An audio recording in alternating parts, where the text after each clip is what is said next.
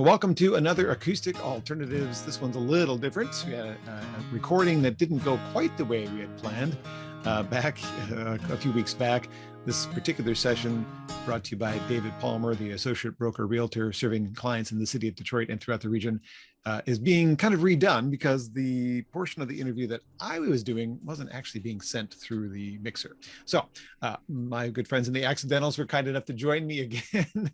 And they're currently, as we're recording, in Boston, right?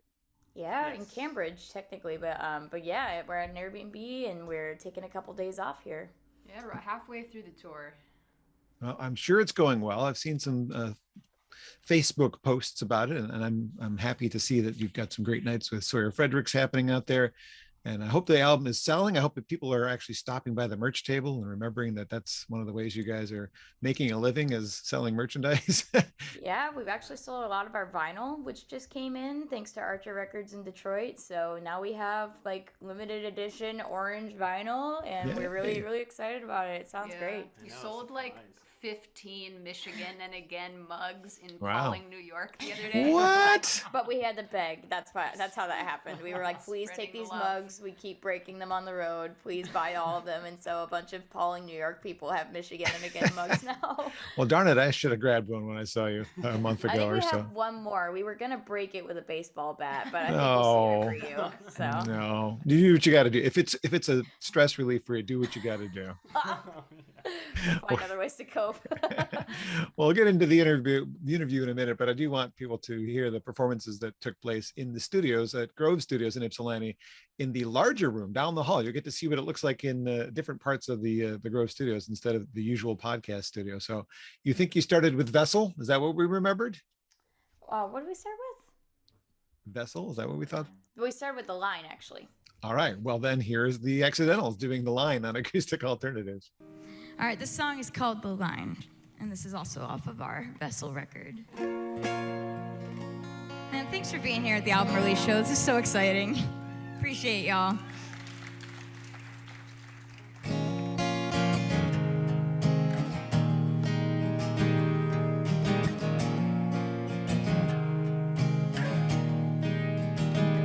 When I sing these words into an empty room,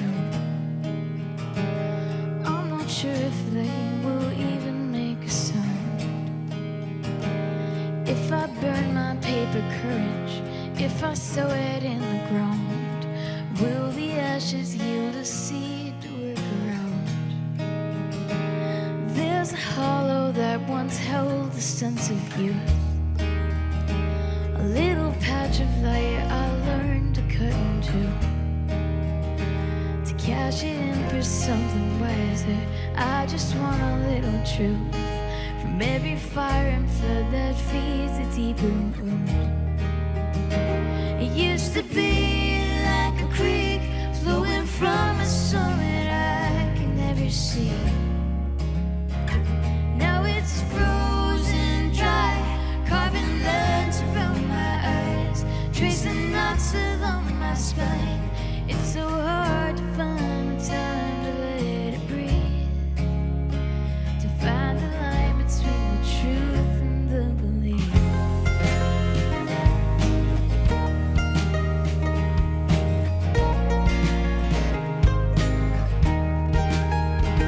War is young in terms of time, but it's got teeth, tearing families and futures at the seams. Be it oil or gold or water, we have always treasured greed. We won't bite the dying hand of history. To my friends who think you'll save yourself some time, because your confidence is withered up and died. You are more than what you carry, you are more than what you hide. You will never know how much you leave behind. It used to be like a creek flowing from a summit I can never see. Now it's frozen dry, carving lines around my eyes, tracing knots along my spine. It's so hard to find the time to let it breathe, find the line between the truth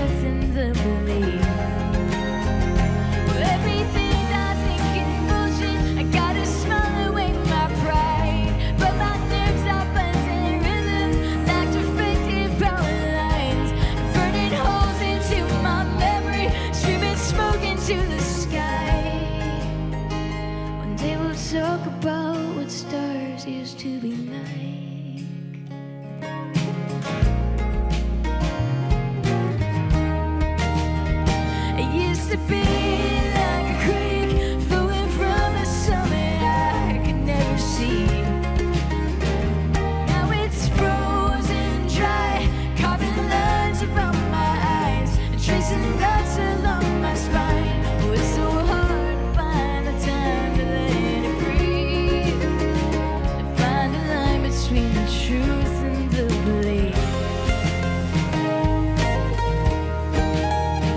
to find the line between the truth and the belief.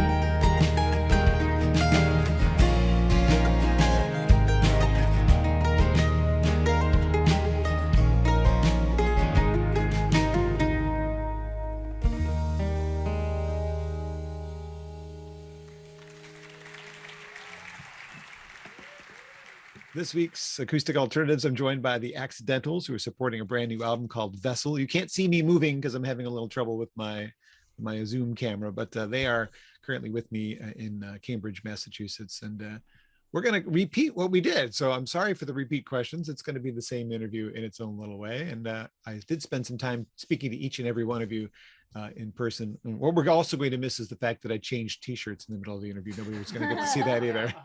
You were nice enough to give me a new t-shirt, but well, we don't need the audio for that. Yeah. We just play the video. Yeah, I guess so. It was a funny moment that no one's ever going to see. You guys didn't even notice. It didn't matter. It was only funny to me, but I find it funny in retrospect. That's always jokes age like wine.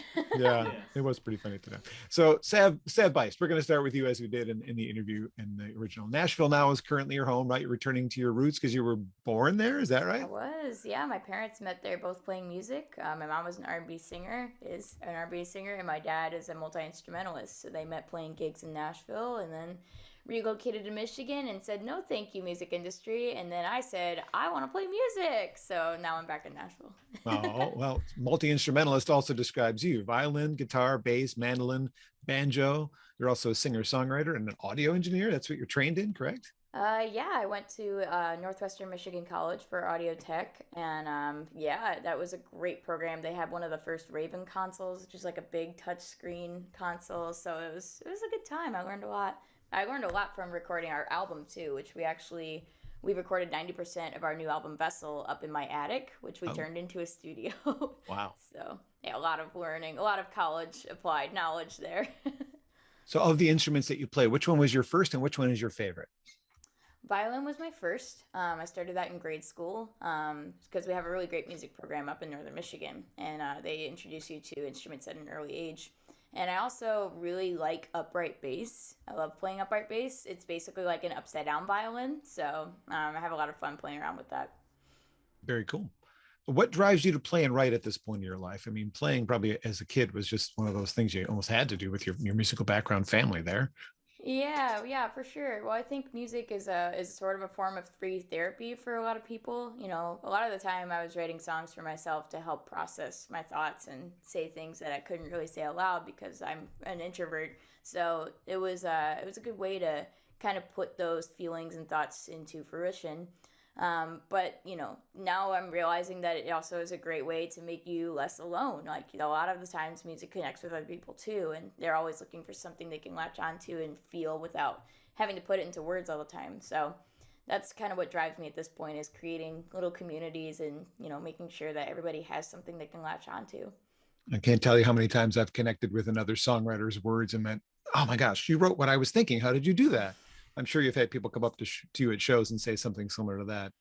Yeah, it's been really sweet. You know, a lot of the songs are about mental health, and, you know, a lot of the songs on the Vessel album are kind of about grief as well and loss. And so it's been really amazing talking to other people who have experienced similar trials in life. And, you know, in a way you can kind of heal more because of the conversations that you start with these people. So. Well, what comes first for you when you're writing, the message of the song or the melody?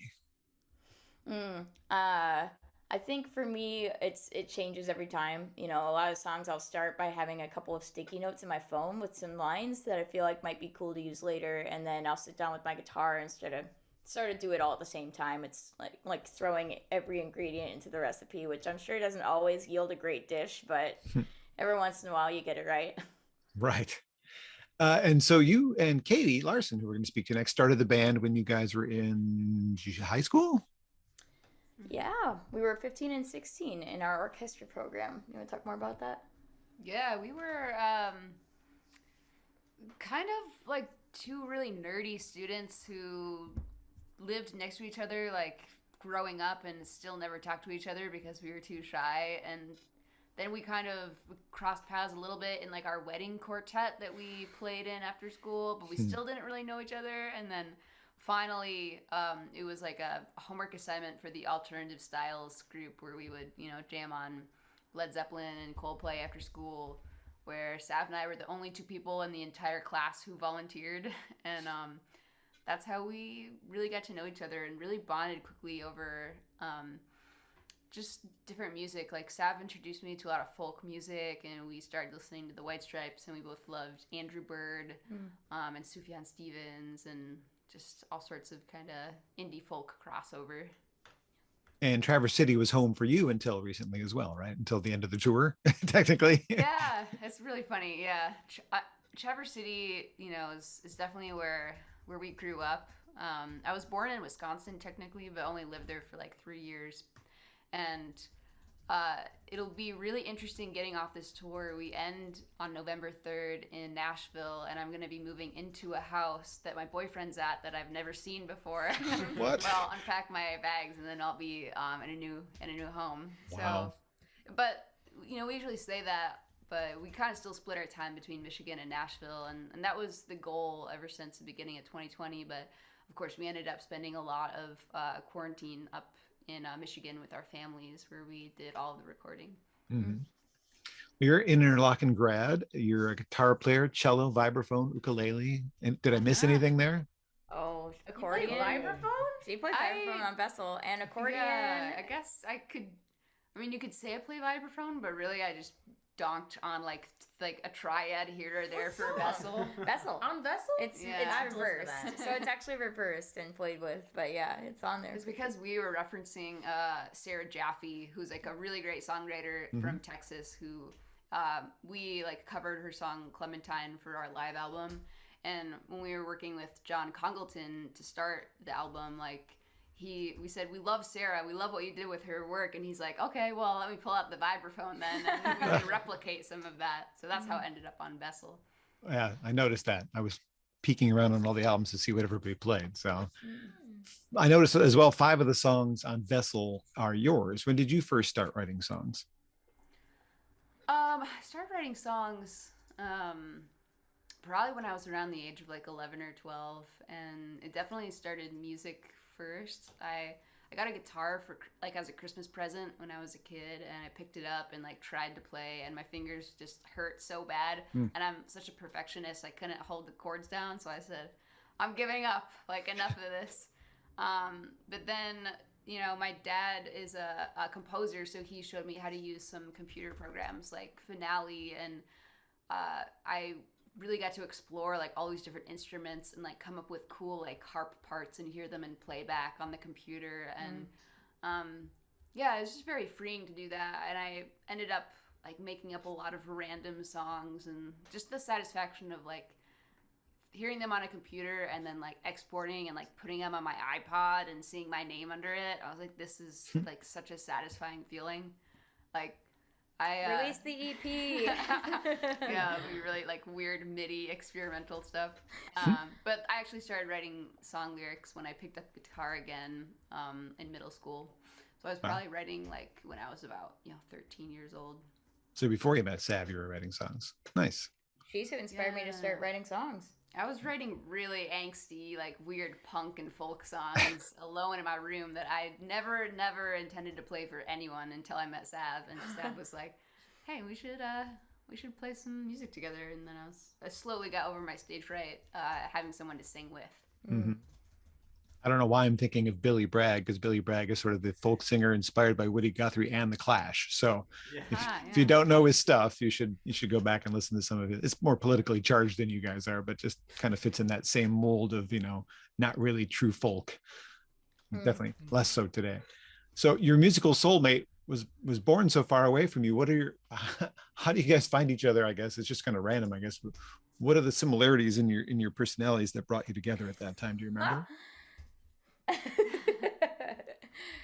I'm just laughing because we're very similar but also very different people at the same time. Yeah, it's true. I mean, I think a lot of people maybe try to start bands in high school or whatnot, but I think for Sav and I, it was more like the differences that really brought us together, but also just the fact that we are like extreme overachievers. And I think in school, I mean, we were very like focused on academics and thought we would go down a very different path, but we were like, whatever we did, we like gave it our all, like all the time. And I think we applied that to music once we started gigging. You know, we wanted everything to be as good as we could make it and to try whatever we could. Well, you know, and we were acquaintances when we first started the band. Like, she just came over to rehearse for the Alternative Styles for Strings Club, and then next thing you know, we're playing the White Stripes together. Like, so we're going to be friends, and it just kicked off like, oh, we should, like, maybe play music together. So we hardly knew each other all that well. And, you know, we've really just become tight over time, and I think also part of it is that neither of us really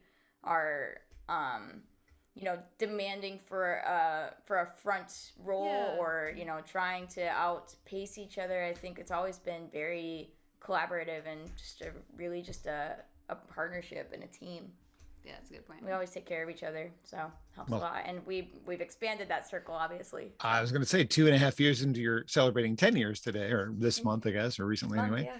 Michael Dowsey is the newest. So I don't know. I'm not sure if he's the newest member because you have a bass player we haven't spoken to yet. Is she technically a member? We're going to find out. So Michael, you're living in Grand Rapids these days. I know you're from Northville originally because I remember the first time that I met you. For some reason, you were excited to meet me, but that you had been listening to the radio station that I was at the time. You're like, oh my God, you're John Bommarito. I'm like, yeah, and you're Michael from the Accidentals.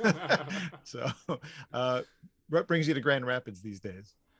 I was just, you know, ready to make a move. I think a lot of the musicians that we collaborate with as well are sort of out of the west side of the state, and you know, then it was kind of centrally located. You know, 2 hours to Traverse City, 2 hours to home, and you know, just I thought it just kind of seemed like a good natural move, and I've been loving it. It's nice to, you know, be close to the lake and to be around a lot of really interesting people. So yeah, I've been really enjoying the move over there.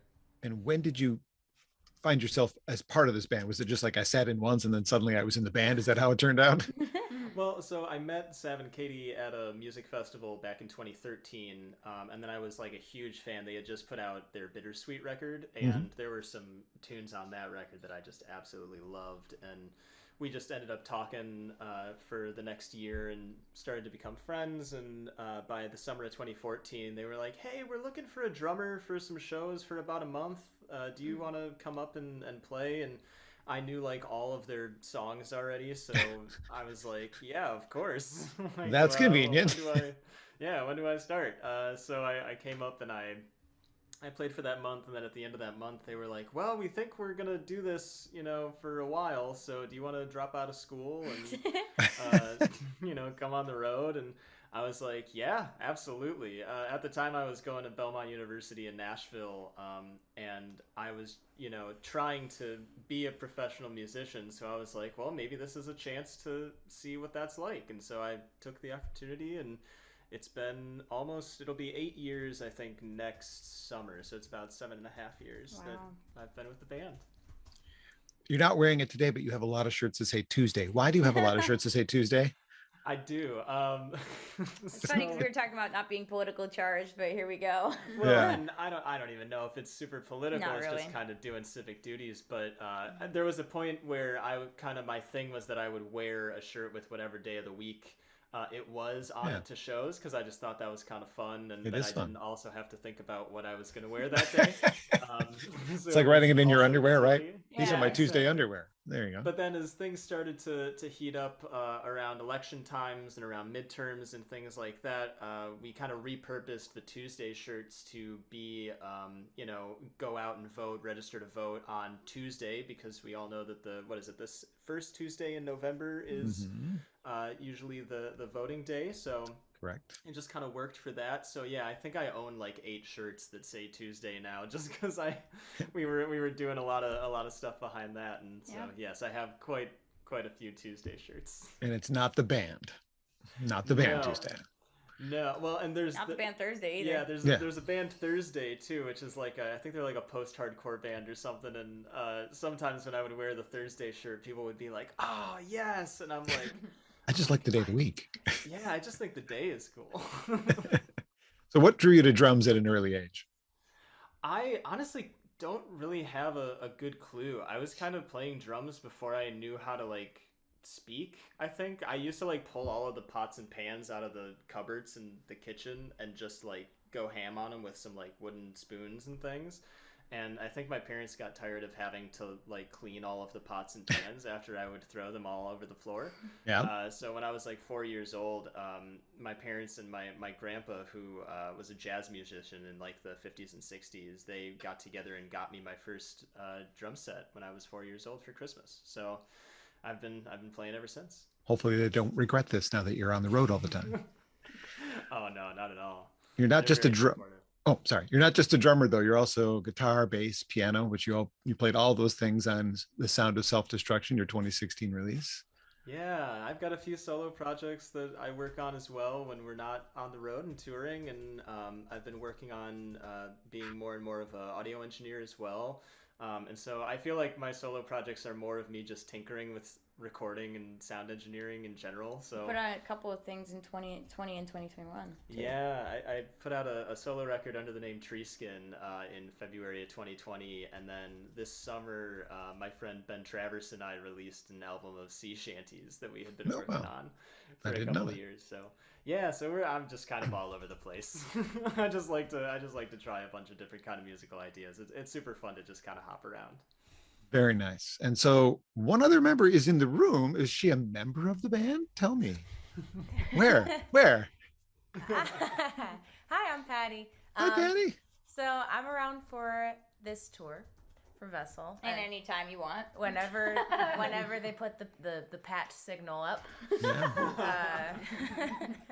You were kind enough to share your album with me when I was in the studio with me. It's a really good rock record. Oh, thank you. Yeah, I'm very loud, and normally I'm in front, and doing the whole like yelling at people from every brewery in Michigan thing. Yeah. But I'm kind of taking a step back a little bit and like exploring electric guitar, which is not something that I don't usually play lead very often. I'm like, bass is my home. Mhm. But then they were like, "Oh, you want to play guitar?" And I said, "Sure."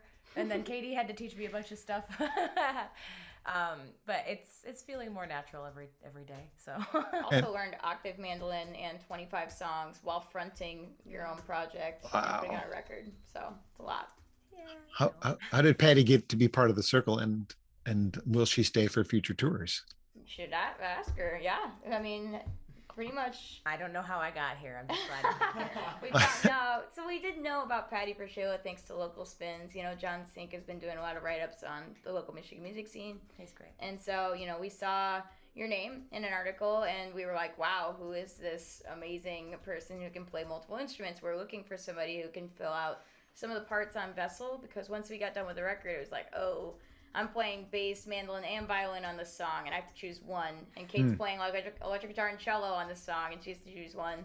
We're out of hands. So Patty came in and just really, we called and asked if you'd be interested. We did a Zoom call. We talked about D&D for like 25 minutes, and then we knew it was going to be a good fit. So Cool. Patty came up for like 6 rehearsals while we were all still doing shows. We would like go to South Carolina, come home, and play, rehearse again. And so it was just a crazy time.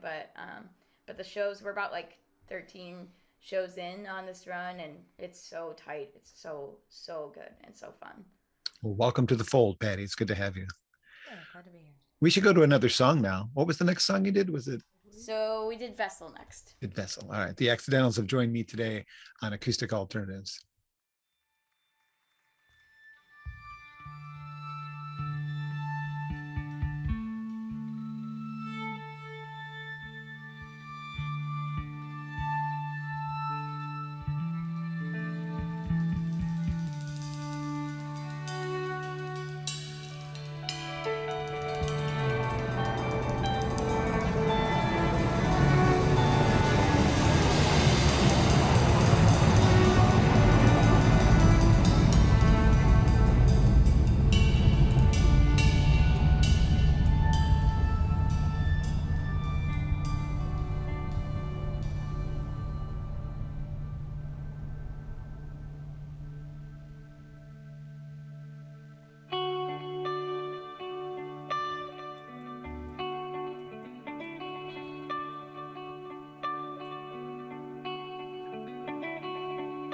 We're in the middle, it stretches on empty spaces all day long.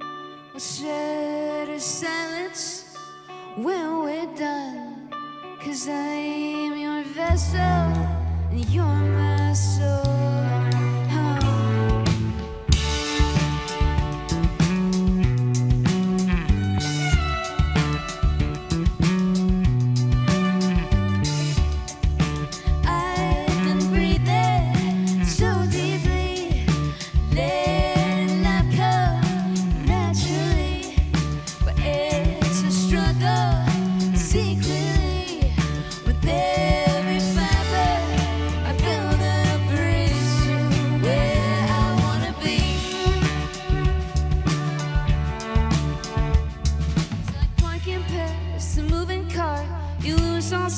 Of your perspective,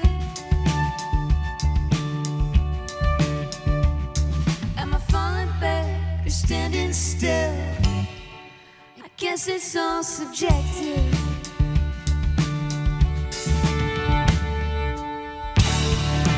Tell me something. Is this wrong?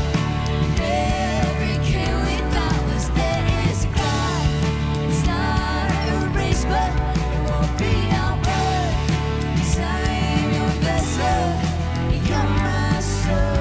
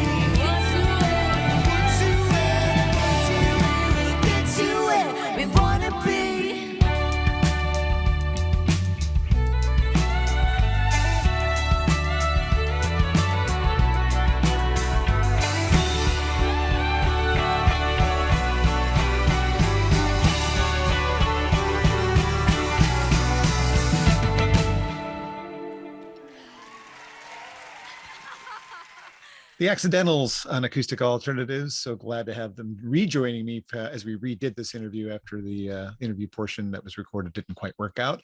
And I do want to thank my sponsor, David Palmer, the associate broker realtor who serves the clients of City, Detroit, and the region.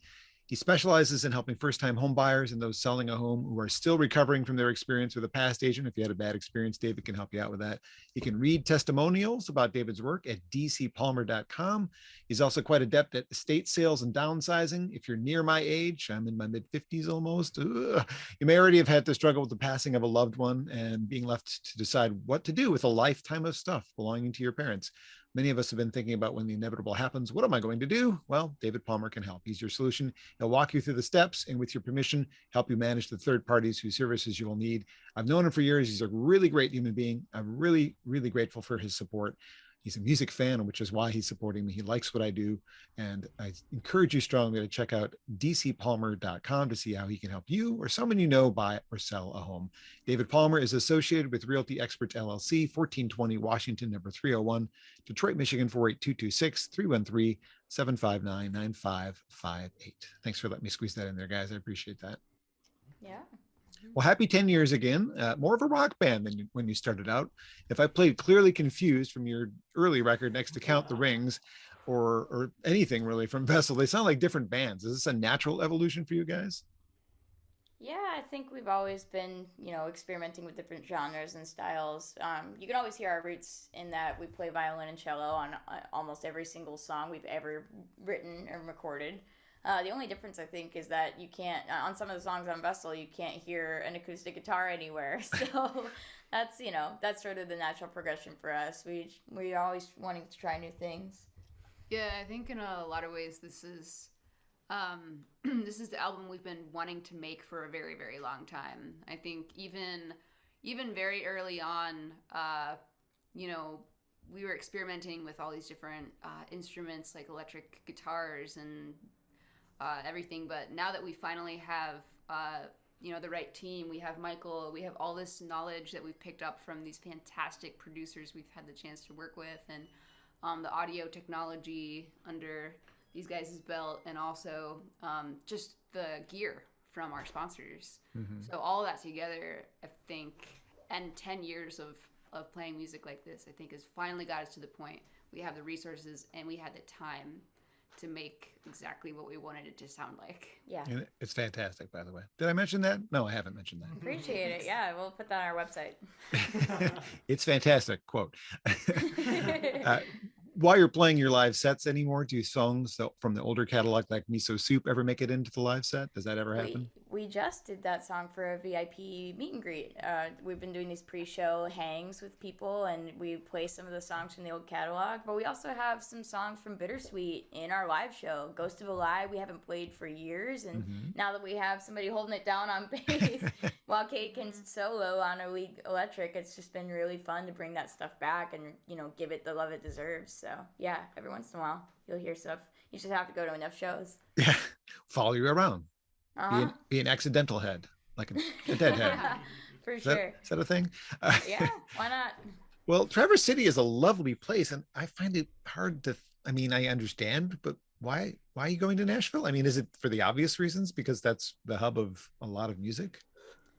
Billy Strings and Lindsay Lou have been representing Michigan down in Nashville for quite some time now, and it's kind of like we're trying to build representation for the state in various places. The homes Warren away from Treaty home. down there too now. Yep. Warren Treaty are down there as well. Rachel Davis. Yeah, well, plus, May Earlywine has been doing some co-writes with some Nashville artists, Sweetwater Warblers, a bunch of them are down there, so, it makes sense to, follow the community where it takes you, and a lot of these people took us under their wing when we were really young and first learning how to play music, so it makes sense to hang with the people who raised you in some ways, but, again, I think representing Michigan is something that we're definitely trying to do, and we're down there to do session work and to do co-writing and have a little space to build those relationships further. We started doing co-writes with Kim Ritchie and Tom Paxton and Mary Gaucher, Jamie Harris, Maya Sharp. There's more with Gretchen Peters and Beth Nielsen Chapman that are going to make it on the EP session too.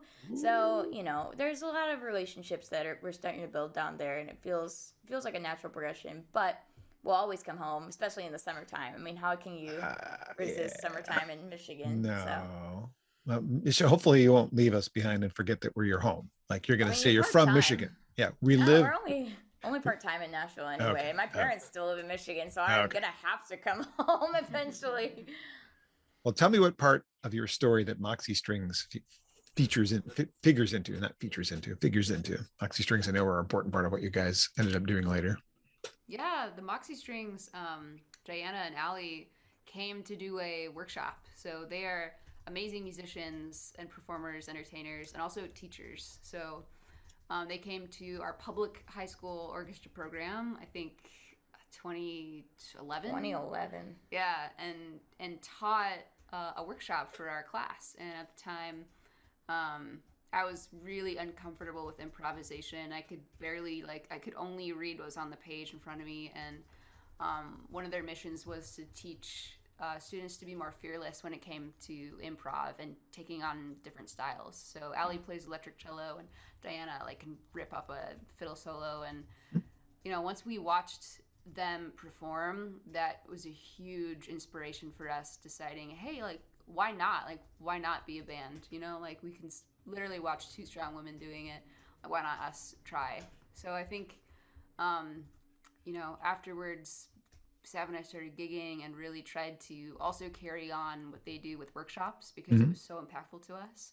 So now when we go on tour, we stop in, anywhere from like elementary schools to like colleges, and talk about strings or songwriting or improvisation or music business, and just try to share some of the behind the scenes from the music industry. Yeah.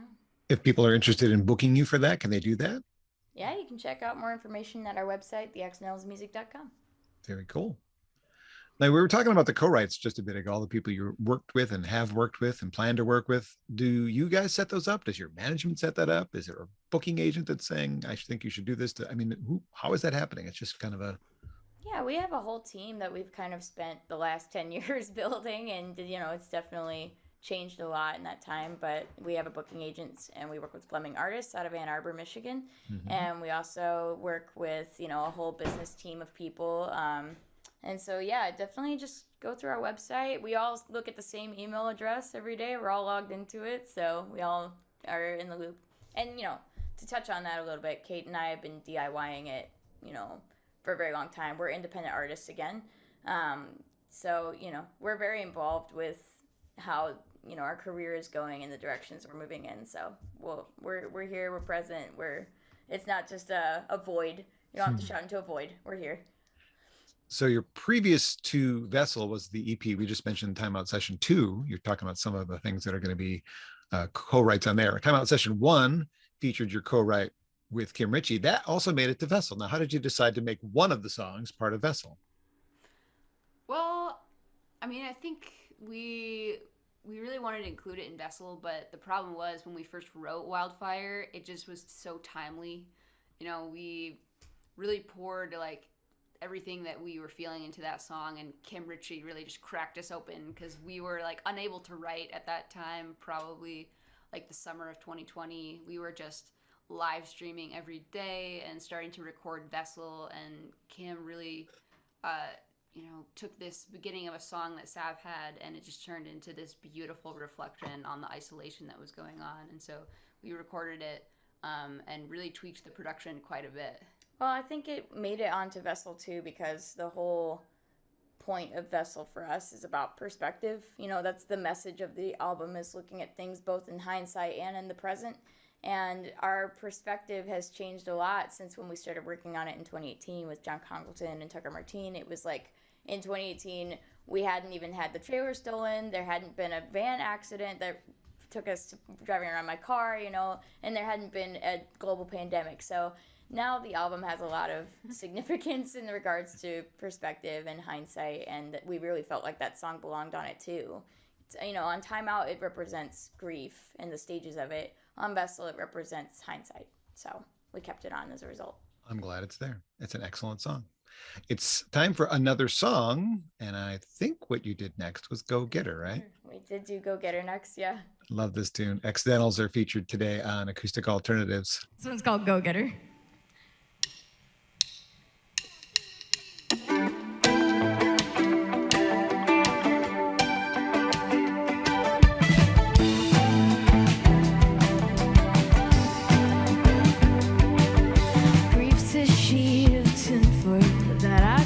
Inside of me, a story to be told in every fold, in every crease.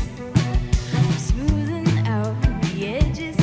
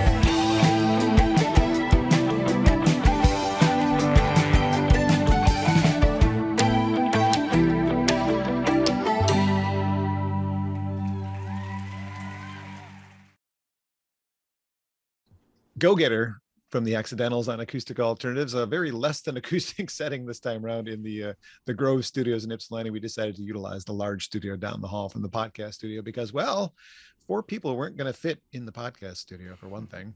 Yeah, you were like 4 songs, and we walked in with like 13 instruments. So yeah, I mean, I was grateful because I was not able to go see the show at the Arc the night that you came to visit me, and it was kind of like my little mini personal concert. So thank you for that, by the way. I really enjoyed getting a chance to see it. And Go Getter is probably my favorite song on that record. Who wrote the opening line in that one? Because that's a favorite line of mine. Grief's a sheet of tinfoil that I crush inside of me. Reality, the rest. I'm sorry, really the rest of the song is very deep and insightful beyond your years. But I want to know that opening line, where'd that come from? Yeah, so I mean, this is sad, but a friend of mine, my childhood friend, actually passed away from suicide in October of 2019, and so that was very hard to process. For a really long time, I just stopped writing and being creative, and I couldn't figure out why I couldn't put anything down, and I realized that I was not talking about how I was feeling. I was trying so hard to write about anything else that it literally was dodging the problem. It's like trying to fix a clogged faucet by just trying to blast more water at it, and you know, the reality is you just kind of have to poke holes in it until everything comes flooding out. And so that line really helped start the whole song and really helped me process, you know, closure where I wasn't going to get it the way that I wanted it. So yeah. It's beautiful. I mean, it's not like pretty beautiful, but lyrically beautiful, like it reached me. So thank you for that. Thanks for letting it out. Thanks. Tell me about Count the Rings. It's another one. So that song almost didn't make the record. I remember being really late in the process, and Michael was like, "Do you have any other original songs that we can record instead?" And I was like, "No, this is it." But yeah, I think what it really took was, you know, we had a week left to finish the record, and we ended up just rewriting that entire song from scratch, except for the chorus. We took all the lyrics and we just destroyed them and started over.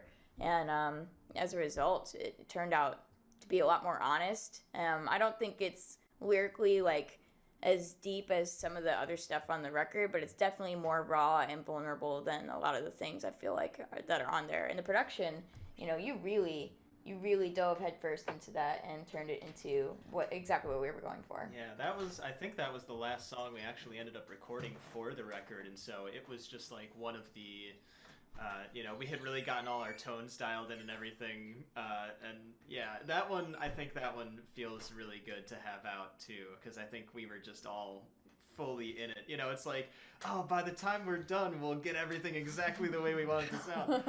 But no, that one, I really enjoyed that song as well. I think the production, I'm really happy with how that turned out too. Yeah. High five across Zoom. Nice job. I mean, it was me to you, but yeah, cool. I did it for you. Thank you. Some of this, that's one of the newer songs on the record, then maybe the last one that was written for the record, you're saying? You know, I wrote that song originally when I was like 18, maybe 19, and then just left it on the shelf for a long time. And then these guys were like, "What about that Count the Ring song that you played exactly one time in like 2014?" And I was like, "No, not that one." They're like, "No, that one for sure." So, and that happened to Katie a lot of times. So it was my turn to dig up my past and look at the lyrics I wrote when I was a teenager. So, but it was good. I mean, that's why we rewrote it. It just became a lot more about what we're actually going through, and it was a big learning curve for me, especially lyrically speaking. It's just like, oh, you can use old material. It doesn't have to feel like going through a scrapbook and seeing like all the embarrassing photos of you as a child. You can actually do something with them.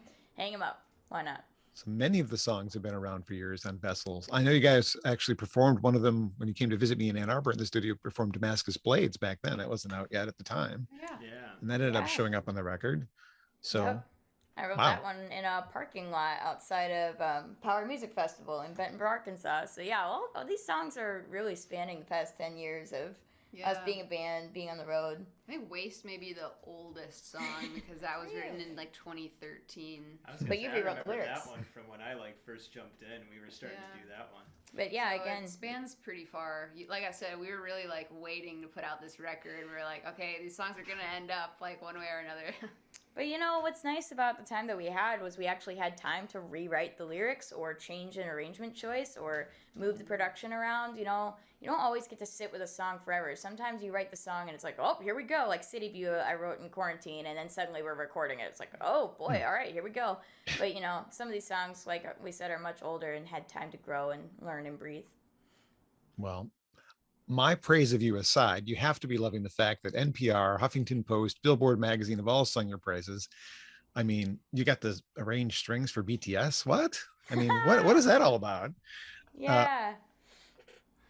So our sound engineer is good friends with a person named Candace Sosa, who writes a lot of the songs with BTS. And she happened to, we happened to meet up in LA, and I told her that we played strings, and if she ever needed string arrangements, to give us a call, and that's exactly what happened. So we were blown away. We got the tracks in I want to say early in the day, and I remember staying up until 5 a.m. just making sure everything was solid and good, and then sending it back, and then pretty soon BTS put it out, and we were like, oh, this is surreal. Wow. So... Hopefully the royalty checks come rolling in on that. I mean, that's impressive. I was impressed enough when you got Keller Williams to play on a song you wrote with his initials in it. That was impressive enough at the time. Now you've stepped it up a bit. It's cool stuff. That was a trade. We traded Keller strings on his record for him on our record. Oh, okay. I get it.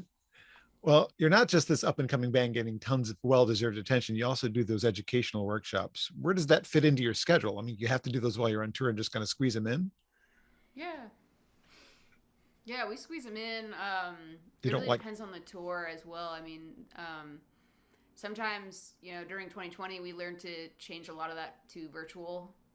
Sav really deep dived into live streaming, and we did a lot of virtual workshops. We did virtual songwriting lessons, like in small groups or one-on-one on our website. And but we also, take full opportunity to do festivals. I think next year we're going back to Sisters, Folk Fest possibly, and just coming to some of these really special places that incorporate that already. But yeah, there are so many schools in the cities that we go to that need help with their music programs. So we try to incorporate that wherever we go. One thing we do is we'll do a workshop early in the day, and then we'll have a show that night. So we'll invite all the students who were at the workshop to come to the show and bring their families, and that's really cool, because then it shows here's us teaching, but then here's us actually doing the things that we're teaching. So applied knowledge. Yeah. How do you take this and do something with it? I'm making a living doing this. Look at it. Look at me. That's cool. Yeah. You never thought of it that way, did you? No. So there was a bad incident. We briefly touched on the trailer incident in Arizona, but the good part was $41,000 raised by your fans on GoFundMe. I mean, you're not a household name yet. You raised a lot of money from your fans just stepping up. How did that feel? Honestly, that's not the first time that the Michigan community has come around, and beyond has come around and helped us get back on our feet when we really needed it. There have been several times where we were like, we want to get to South by, but we don't have the funds. Can you help us out? And we would sell things, and people always came around and had us funded within a week. It's always been like that with us. So it wasn't surprising to see them do it again, but it still broke us in a way. It broke our hearts a little bit, because it was just like we were really unsure how to proceed after that. We lost almost everything, so we just didn't know what was next. And before we even had time to process that, people had already come around and been like, no, we got you. And I think that's really what that community is about. That's something very, I won't say it's exclusive to the music community, but I will say that it's really special, and especially in Michigan. I mean, that's where a lot of it came from. So pretty awesome. Something to be proud of too. Just the fact that you've built that community and just being yourselves, right? You're real. You're real. Like, you guys are honest and Well, I'm coughing as well. I noticed as well on this particular album, you've really upped your game on the promotion. The videos look great. It seems like I'm regularly getting notified of something new available on Bandcamp on a weekly basis for a while there. Oh, new single. Even the Ralston Bowles thing, which wasn't part of the whole anything, unless that's going to be on. Is that going to be on the next sessions, the one you do with Ralston? yeah, I think there's the thing about having numbers on your sessions is that you can just do so many of them. There are so many numbers, so we can just continue to put them out and keep them going. Are you good? Yep. All right. No choking allowed. We need Katie. So many numbers. So yeah, we'll hopefully have a chance to put out all the co-writes because there are tons. I mean, we've also got a co-write in the works with Roger Cook, who wrote the "I'd Like to Teach the World to Sing." And that was magical, so we're really excited to put that out. And there's lots of co-writes. Gary Burr and Georgia Middleman we were working with as well. And it's just the stuff that we've been writing has really helped us continue creatively, even especially during that time of isolation and quarantine where we really felt like we couldn't write or do anything alone. So, we're excited to put out the material that helped get us through it and also the material that continues beyond that. All right, one at a time. We'll start with Michael because he's on my left on the screen. What's one thing you love about your bandmates? Oh. Aww. Let me think. Uh-oh. There's a lot of things. Oh no, I'm on the spot. Let me think here.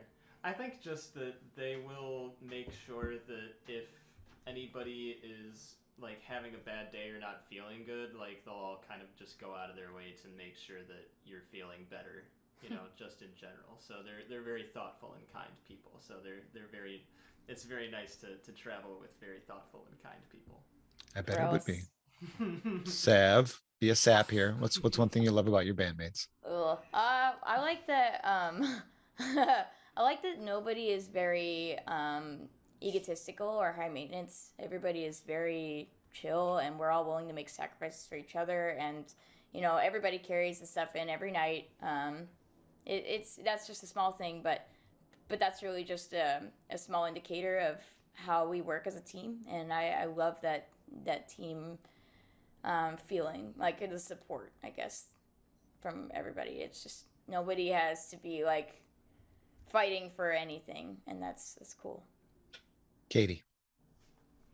Oh, I like that everyone has a really good sense of humor on this. Everyone in the van, we can, within a few sentences, we'll all be cracking up, and yeah, it's a fun time. Patty, you have known them the least amount of time, so you must have I love everything about them. They're so cool. But I don't know. What's your answer? Yeah, well, I would say my favorite thing is that I learn something different from everybody. Like, I feel like I'm learning a lot about birds in particular. It's river. Like everybody's got such a different background, and it's just not like if I'm ever, if they're occupied with things and I'm ever breaking off on like what I call like a B plot line, like my own adventure or like a side quest with somebody else, I'm never gonna be bored because I'm just gonna learn like a new perspective from somebody else.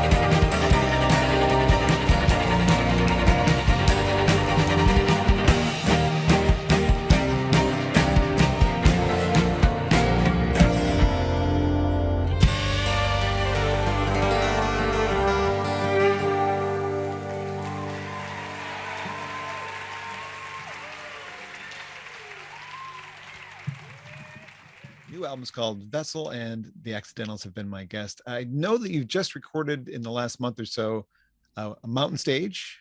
You jammed with Todd Snyder and Kathy Mattea. Yeah. How have you not been featured on Tiny Desk yet? How has that not happened? Someone call Bob. Yeah. I know that's one of your goals, and I know Red Rocks, and that I think will come. You're on the right path. You're really doing the right things. Have you thought about maybe a double bill with somebody else from the Michigan music scene, like Michigander, doing a double bill with him? Because he's got some of his own little cash, and you guys can not cash. Someone call money. Michigander. Yeah, I got him. Yeah, do it. Yeah, no, we would definitely love that. I mean, it would feel very right to do anything like that with another Michigan artist, and considering how much support we've gotten from Michigan artists in the past to do what we do. So yeah, please. Congratulations on the new record, and thank you so much for taking time out to visit with me again, and not necessarily in person this time, but we made it work, and I really appreciate your time and wish you guys the best, and can't wait to see you. Actually, I'm still sad I missed the show, so hopefully there'll be one near me that I can catch that isn't on a day that I have to do something I don't want to do. Let's not go there. Anyway. Best of luck to you guys. Great to see you. Hugs all around. Hey, thanks. You too. What's the website in case people want to find you? TheAccidentalsmusic.com. All right. Easy enough. Take care, guys. Thanks. Yeah, you too.